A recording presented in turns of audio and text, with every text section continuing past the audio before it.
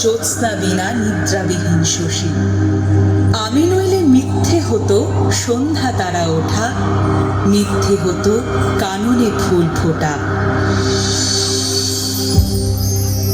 রবীন্দ্রসৃষ্ট নবজাগরণের নারী চরিত্ররা কেবল মমতাময়ী নয়, তারা ব্যক্তিত্বের স্বাধীন চেতা, প্রগতিশীল। আজও সমাজে যখন নারীদের অবহেলা, বৈষম্য, পরাধীনতার মুখোমুখি হতে হয়, সেখানে রবীন্দ্রনাথের সৃষ্ট নারীরাই হয়ে ওঠে প্রেরণা, হয়ে ওঠে এক নতুন আলো। বধূ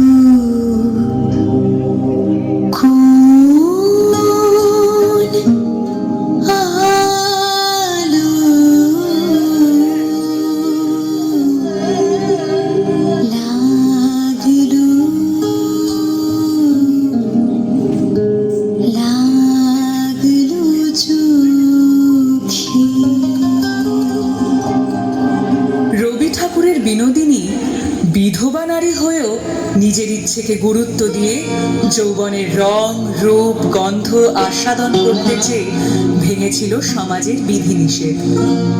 আবার চতুরঙ্গের দামিনী যেন বিনোদিনীরই সম্প্রসারণ।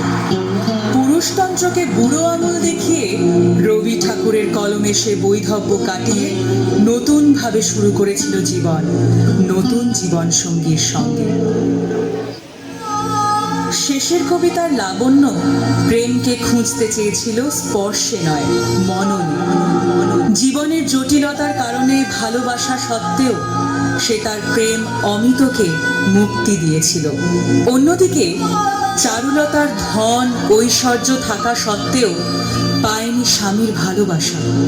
তাই অমলের সান্নিধ্যে এসে সে পেতে চেয়েছিল নিঃসঙ্গতা থেকে মুক্তি এবং তার লেখিকা সত্তার মাধ্যমে হতে চেয়েছিল স্বতন্ত্র।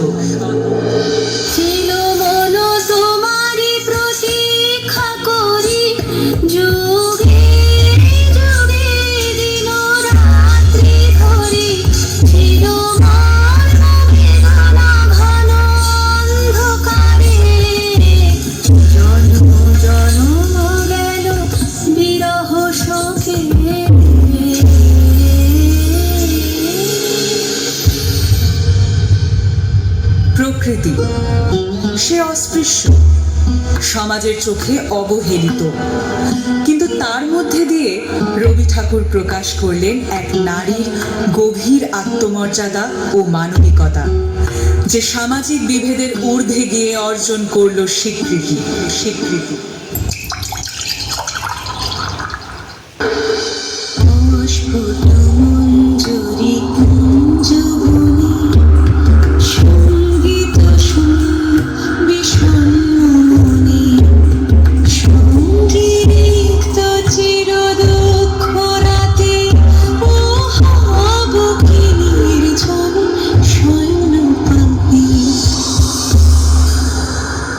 নারী কেবল রূপে আবদ্ধ নয়, বরং তার ব্যক্তিত্ব, সাহস ও শক্তির জন্য পরিচিত।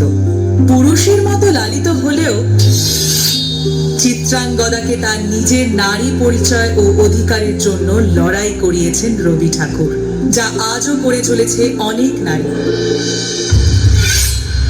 আমি চিত্রাঙ্গদা, আমি রাজেন্দ্র নন্দিনী, নহি দেবী নহি সামান্যা নারী।